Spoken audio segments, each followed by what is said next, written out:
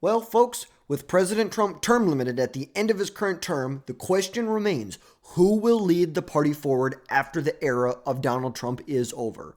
Obviously, America First will continue forward, but President Trump's time in office will be over in 2028. And as of today, a Vance-Harris matchup seems more and more likely than ever. It will be a true battle of the VPs. But before we get into it, drop down below, hit that subscribe button, smash that like button. We really appreciate all of your support from all of our subscribers. Now, we have to look at this, at who's pulling ahead in the GOP primary as of right now.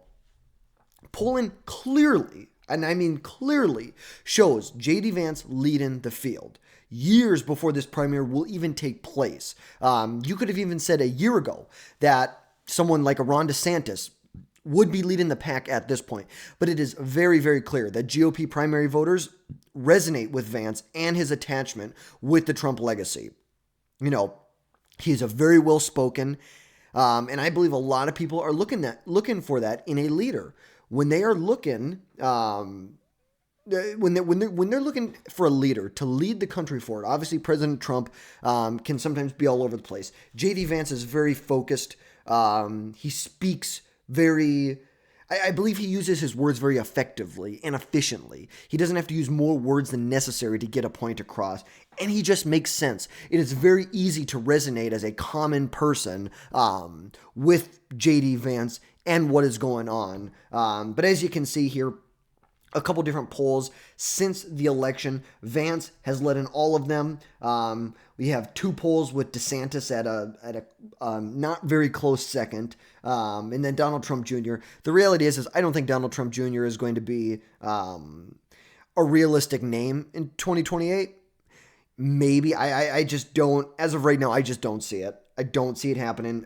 We're either looking at someone like J.D. Vance or Ron DeSantis who's going to lead us forward. And so far, I'm throwing my weight, and I'm a big DeSantis supporter. Don't get me wrong. I am a huge DeSantis fan. But J.D. Vance, whether you're talking about the vice presidential debate against Tim Walz, absolutely obliterated him. Absolutely obliterated Tim Walz.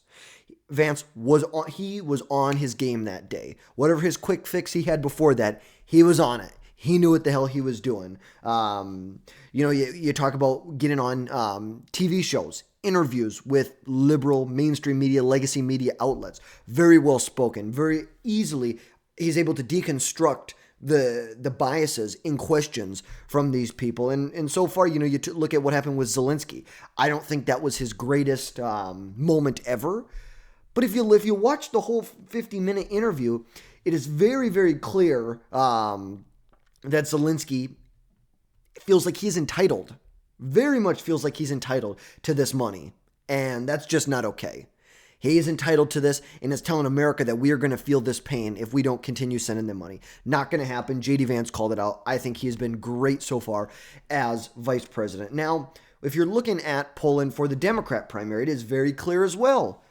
The battle of the VPs is here. Kamala Harris leading in every single poll with Pete Buttigieg anywhere from 22 to 28 points behind Kamala Harris. Obviously, he's most likely going to run in the Michigan Senate race in 2026 to replace Gary Peters. Going to be a very, very competitive race. We're going to see how that all goes. But since the election occurred, it is very clear that Democrats, they want to see Harris. You look at Harris, Buttigieg, Newsom. It's like after that, you're basically, wow, Amy Klobuchar polling at 3% in a McLaughlin and Associates poll. It's like obviously Democrats, the ones who are answering polls right now, are not done with Kamala Harris. I think there's a lot of people who would be, she was the worst vice president in the history of our country. There is not even a close. There's not even a close second. She is the worst vice president. She had one job, to be the border czar, and we can clearly see we did not need legislation to fix it. We just needed a different president. It is truly as simple as that. And so I think based on all relative polling, I think it's very safe to say that this is going to be a battle of the VPs in 2028. But let's look at the presidential map from, let's do presidential election results 2024. We want to see, where did President Trump expand the map in 2024 relative to 2020? Let's see. Okay, so here we have 2020 and here we have 24. Obviously, Joe Biden won in 2020, barely squeaked by, but he was able to carry places like Arizona, carried it by about 11,000 votes. Georgia, kind of the same story there. Pennsylvania, that was more by about 80,000 votes. Michigan was by about 150, 160, and Wisconsin was about 20,000 votes. And also a place that ended up flipping for President Trump was Nevada, where Trump only ran behind Biden by about 30,000 votes in that election. Now, look at this. A couple places I want to point out here. Let's first look at the places that President Trump flipped. You look here. Okay, you got, like we said, 20,000 votes, 160, 80,000, 10, 10, 30. Let's look at 2024. Here we have it. Nevada, President Trump won 46,000 votes, by 46,000 votes. Takes Arizona by almost 200,000 votes. 200,000. Georgia took it by 115,000 votes. Pennsylvania, 120,000 votes. Michigan, 80,000 votes. And Wisconsin, 30,000 votes. That was still a pretty close election there in Wisconsin relative to these other states here and how they were before. But you can see President Trump was clearly able to expand the electoral map, flip these states from, this was the blue wall for Democrats for many years. This was the blue wall that elected Democrats. And the thing is, President Trump was able to pierce that in 2016. He was able to do it again in 2024. But the big thing that you want to look at, where did President Trump expand his margin from 2022 to 24 in states he already won? Look at places like Florida. President Trump won in Florida by about 3.3 points. He won by, holy crap, 1.5 million votes here. He won by 13, expanded the map, 10 points in Florida. 10 points he was able to expand the map in Florida. Look at Texas. President Trump won by, what would that be, 13 and a half points. 2022, let's look at where we were in 2020 with Texas. President Trump only won the state by, six and a half points? It's like, wow, you doubled your margin that you had, Florida and Texas, which not too long ago, Florida was a toss-up state. Remember, in 2018, Florida only went in the midterm, voted for Ron DeSantis by like 30,000 votes. It was nothing spectacular. Let's just put it that way. Really nothing spectacular. Other places that you can look at. Look at New York. President Biden won New York by about 23 points. 23 points he won it in 2020. Let's look at where we are not in Pennsylvania. Let's get back out of there. Let's go over to New York and see how President Trump won. How he lost. But he only lost this state by 12 points. He almost cut their margin in half in New York. Almost in half. It is absolutely ridiculous what he was able to do there. And we could go state by state and show this, but those are just some very big ones. Even California, let's take a look at it. President Trump lost by about 20 points in the state of California. Let's go back to 2020. He lost the state by, almost 30 points. 30 points. He cut that margin down by 30%. He ate into that margin there. This is how President Trump was able to win this election. This was not because a couple swing states flipped towards him. This is because there was a dramatic shift throughout the entire country to President Trump and the GOP. Let's look. There's a good map from the New York Times. Let's see.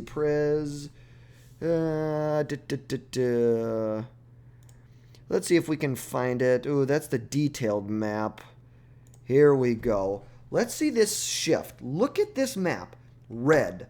Look how much Florida, Texas, Georgia, Mississippi, Alabama, Iowa, California, New York. Look at this here in New York. The entire country. You got little pockets in here that shifted to the left, but the overwhelming majority shifted to the right, and this was no coincidence.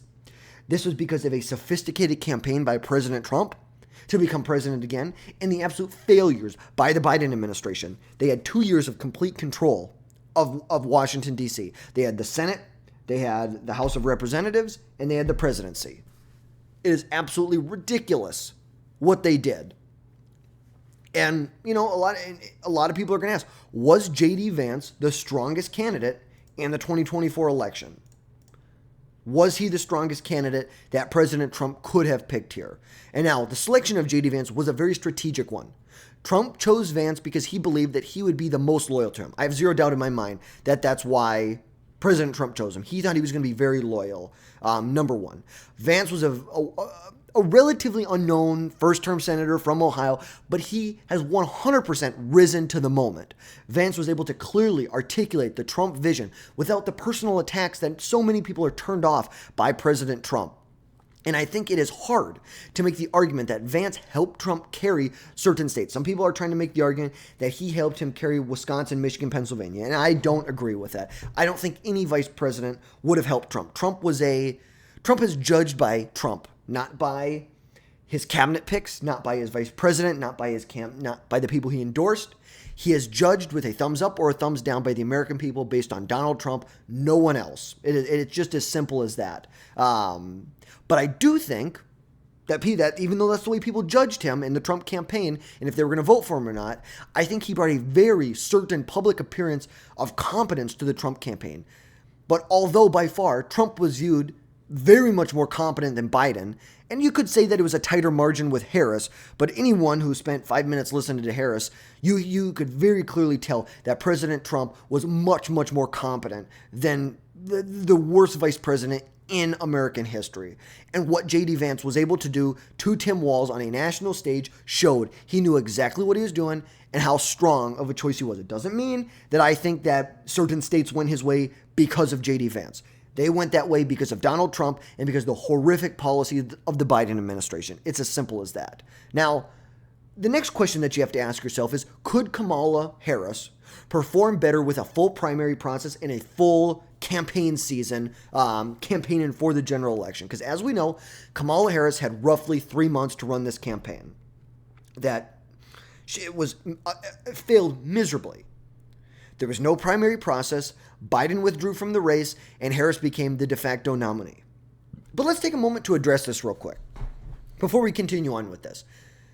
Remember, the mainstream media, they were telling us that Joe Biden was talking in 4 different languages, doing cartwheels, handstands, and he was more competent than he had ever been for his entire presidency. He was more competent than he was for the previous 40 years combined. When Joe Biden went out on that debate stage with President Trump back in June, I believe it was June 19th, President Biden laid the biggest turd and took the entire mainstream legacy media down with him. And you know what? He embarrassed. They've been saying for years that he was the most competent and sharp as a tack. He was not. He was not sharp as anything. The guy didn't know where the hell he was. He was talking about how he beat Medicaid to death. It's like, it is just insane. And these people now wanted to throw Biden under the bus after Biden went out there and just put a big turd out there on national television and took the entire legacy media down with him. They threw him under the bus. And to be honest with you, I think the race would have been closer with a full campaign from Kamala Harris if Biden wouldn't have ran. I think Harris, well, it would have been a closer race. And I think there is a crazy world where Harris could have won. But like I said, that's a crazy world. And there's there'd have to be a million things that would have to go right for Harris and a million things that have to go wrong for Trump in order for that to happen. But there are a lot of things, like I said, that would have to go a certain direction for Kamala to even barely squeak by and win this election. But ultimately, the 2020 election will be different. The sentiment of the country will be different.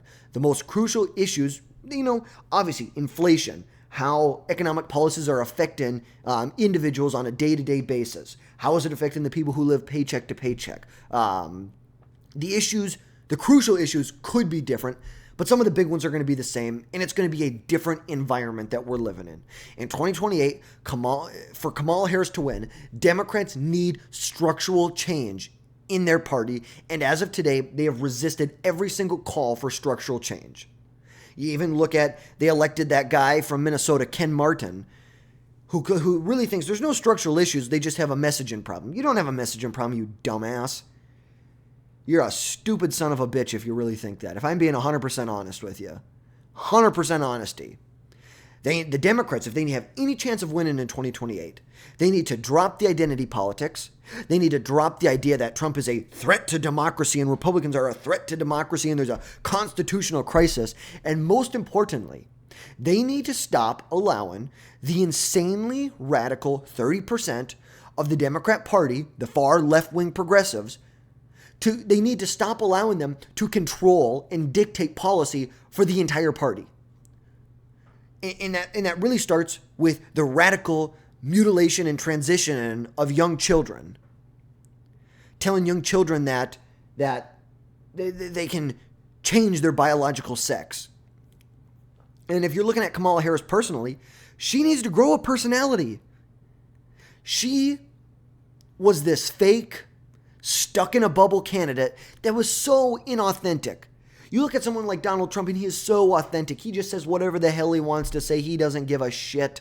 He don't care. Harris, Kamala, she tried so hard not to show her true colors. And because of that, she ended up with these insanely crazy word salads that really defined her campaign and are even defining her campaign after the election, because now it's coming out, the edited versions of all these different interviews that she did. No wonder she wouldn't go on the Joe Rogan show. You know, people from her campaign wanted Joe Rogan to come to her house in D.C. They wanted it to be a 45 to an hour long interview, and they wanted it edited. And those are like the exact opposite of what Joe Rogan does. You come to Joe Rogan, it's 2.5 to 3.5 hours long, and it's 100% unedited. That's what it just shows. But here's the issue. It's a double-edged sword for her. She was trying so hard not to show her true colors that she ended up with these word salads. But if she showed her true colors, she would be absolutely rejected by the American people. Because her ideas are so radical, so far left-wing, just lunacy. It is insane. She wants to ban fracking. She wants radical transitioning of young children. It is insane. She wants to basically tax billionaires so they're not billionaires anymore. They want vast social programs in America, which is insane. We've got social programs like Social Security, and Social Security does a great thing for a lot of people, but Social Security is a Ponzi scheme at its roots. It is a Ponzi scheme. By definition, it is a Ponzi scheme. And, you know, Bernie Sanders can get mad about that. That's totally fine. He can get mad about it, but that's what it is. Social Security is a Ponzi scheme. When you are paying money, the initial people who got money out of it never had paid a dime into it, which just means that there's going to have to be an equal and opposite reaction, which means that there are going to be people on the back end who never paid into Social Security or who paid into Social Security who are never going to get paid out from Social Security. It's just as simple as that. But if we're looking at the Democrats, who else could run in 2028?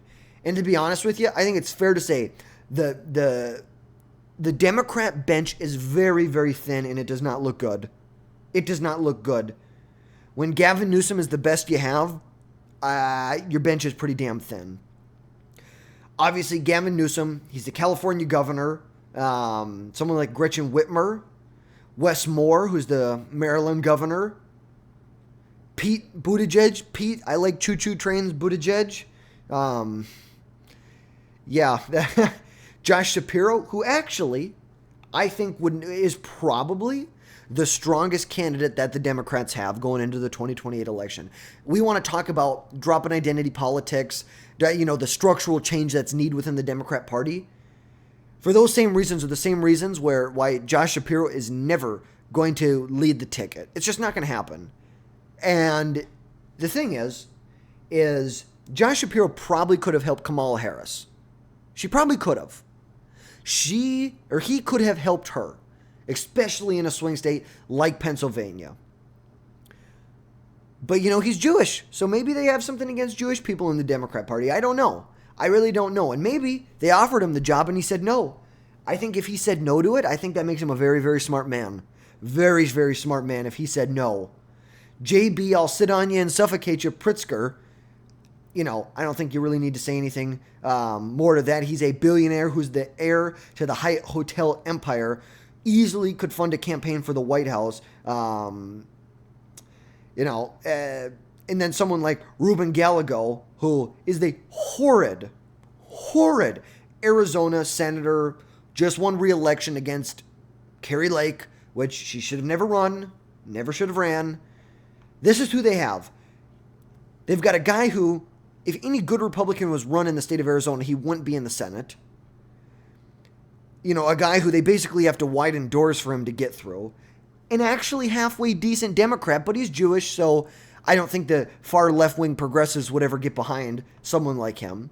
You have Pete Buttigieg, who, you know, I'm not very fond of. And, you know, you have Wes Moore, Gretchen Whitmer, who was really brought into the limelight during the COVID pandemic for locking her state down, trying to force down vaccine mandates, and quickly implementing parts of the Biden agenda in her home state of Michigan. And then you have someone like Gavin Newsom, who, you know, sometimes he comes out of left field and surprises you with some stuff, but he's a radical left-wing lunatic. That's what this guy is. He's radical. You want to talk about trans and kids? This is your guy. You want to talk about defunding the police? This is your guy. You want to talk about cities being overrun by crime and homelessness? This is your guy right here. It is just as simple as that. And, you know, who else do the Republicans have? I think, to be honest with you, it's J.D. Vance, you know, Nikki Haley, get the hell out of here. You can be a part of the Republican Party, great. You're not going to be president. It's not going to happen.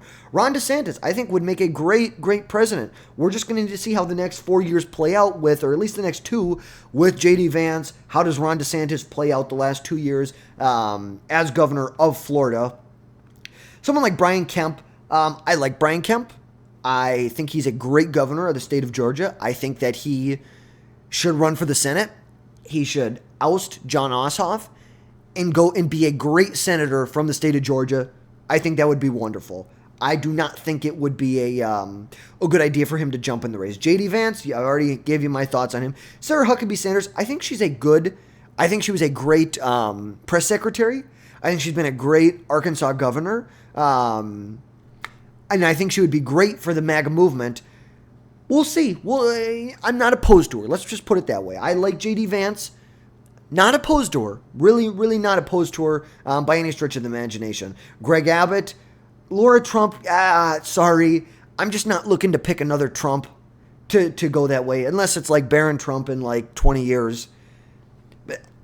Jokes aside, I'm not looking for another Trump to run in the election. But who do I think would win? That's really the big question. Who do we think would win in a presidential election in 2028? And as of today, I would say, as of now, J.D. Vance versus Kamala Harris, J.D. Vance would win this election. If the GOP is able to continue putting up wins on the board, leaning into these 80-20 issues where they have 80% support of the American public and forcing Democrats to take the position of 20% of America, it is really hard to see Harris winning without huge change in the Democrat Party, big structural changes that need to occur. And as of today, I truly believe that the GOP platform represents the majority of Americans much better than the platform of the Democrats. And for those reasons, I think that J.D. Vance would win the next election. I don't know. Would he win it in an electoral landslide like this? I don't know. We have to wait till we get closer, but I think J.D. Vance would win. If you're looking at head-to-head popular vote, he's winning the popular vote over Kamala Harris in 2028. But remember, a lot can change between now and then. There can be disasters, there can be big, huge successes in the Trump administration, and the same thing with the Democrats.